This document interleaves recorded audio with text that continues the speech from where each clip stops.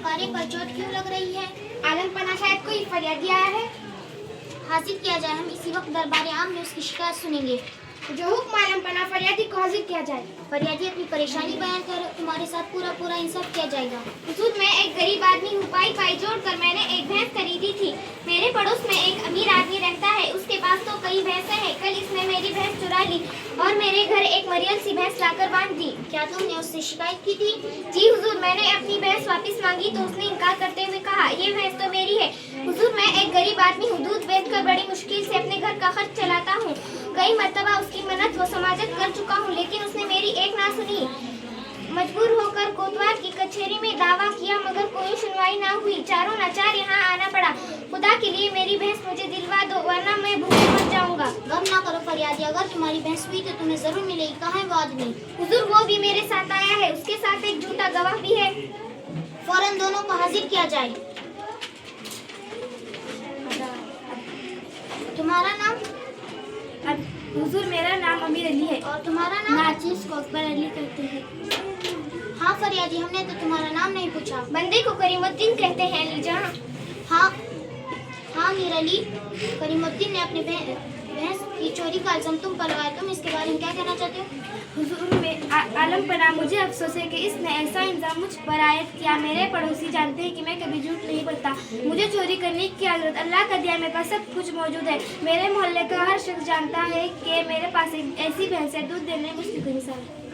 हुजूर, ये सरासर झूठ है। ऐसी भैंस तो मेरे पास थी जो अमीर अली की भैंसों से ज्यादा दूध देती है। ये मुझसे छीनना चाहता था। आखिर मेरी भैंस चुरा कर अपने थान में बांध ली। करीमुद्दीन, जब तुम्हारी भैंस चोरी हुई इस वक्त तुम कहाँ थे? हुजूर, ये रात का वाकया है। मैं दिन भर थका रहा, सो रहा था। सुबह जब भैंस को चारा डालने बाड़े में गया तो भैंस को गायब पाया। तुम्हारे पास कोई सबूत है कि वो भैंस वाकई में तुम्हारी है? हुजूर, मेरे पास इसका कोई सबूत नहीं। मैं एक गरीब आदमी हूँ। मेरा साथ देने के लिए कोई तैयार नहीं। तो अकबर अली, तुम करीमुद्दीन के बारे में क्या कहना चाहते हो? हुजूर वाला, मैं इनका पड़ोसी, मैं अच्छी तरह से जानता हूँ कि इनके आंगन में बंधी हुई भैंस नहीं के ये कैसे हो सकता है। कबीर आदमी की भैंस कम दूध दे और एक गरीब आदमी जिसके पास चारे के पैसे भी मुश्किल से जमा होते हैं, उसकी भैंस ज्यादा दूध देती है। मन गलत कहानियाँ बनाकर दूसरों का हक छीनना करीमुद्दीन की पुरानी आदत है। तुम्हें कैसे मालूम है कि करीमुद्दीन मन गढ़ंत कहानियाँ बनाकर दूसरों का हक छीन रहा है? हुजूर, एक माह कबल उसने मेरी बकरी पर भी कब्जा करने की नाकाम कोशिश की थी। हुजूर, गवाह झूठ बोल रहा है। इसे तो मेरे पड़ोस में आए हुए 15 दिन हो चुके हैं। आलम पना, झूठ मैं नहीं, ये बोल रहा है। वहाँ पर मैं 15 वर्ष से रह रहा हूँ। हुजूर, ये सरासर ज्यादती झूठ है और जुल्म है। मामला काफी पेचीदा है। इसका हल ढूंढने के लिए यकीनन हमें कुछ वक्त दरकार। वजीर आजम, इस मुकदमे के बारे में आपकी क्या राय है? हुजूर, दोनों फरीकों की बातें सुनकर मुझे करीमुद्दीन पर शबह हो रहा है। वह कैसे? जैसा कि करीमुद्दीन ने कहा कि इसका साथ देने के लिए कोई भी तैयार नहीं। मेरी शबह की बुनियाद यही है। इससे पूछा जाए कैसे क्यों है। हुजूर, मैं एक गरीब आदमी हूँ। मेरा साथ देने के लिए कोई तैयार नहीं। गांव के अक्सर लोग अमीर अली के कर्जदार भी हैं। वो अमीर अली से गवाह देने से कतराते हैं। अच्छा करीमुद्दीन, तुम थोड़ी देर के लिए बाहर जाओ। जो हुक्म सरकार।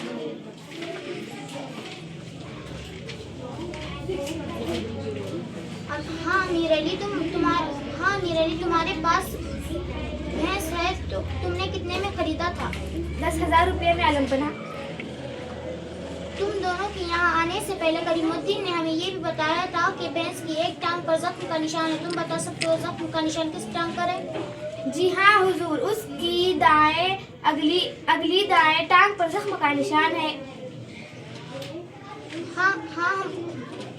हाँ मीर अली, करीमुद्दीन ने हमें ये भी बताया था कि उसकी दुम पर कुत्ते के दांतों के निशान भी हैं। जी हाँ हुजूर, एक दफा मेरे पालतू कुत्ते ने इसे काट लिया था। फरियादी, करीमुद्दीन को हाजिर किया जाए। करीमुद्दीन हाजिर हो। करीमुद्दीन, क्या भैंस की एक टांग पर जख्म का निशान है? जी नहीं हुजूर, मैं इसकी बड़ी हिफाजत करता हूँ। क्या उसकी दुम पर कुत्तों के दांतों के निशान भी हैं? जी नहीं हुजूर, उसकी दुम पर कोई निशान नहीं। तो आखिर हमने मुजरिम को पा लिया। अमीर अली, तुम्हारा झूठ खुल गया। भैंस की दुम पर कुत्तों के दांतों के निशान एक मनगढ़ंत बातें थी। तुमसे तुमसे सच उगलवाने के लिए हमें ये तरकीब इख्तियार करना पड़ा। बड़ी शर्म की बात है कि इतने खुशहाल होकर भी तुमने एक गरीब आदमी पर जुल्म किया। हमारा हुक्म है कि अमीर अली के साथ उसके झूठे गवाह को भी कैद खाने में डाल दिया जाए और करीमुद्दीन को उसकी भैंस के अलावा शाही खजाने से कुछ रकम दी जाए।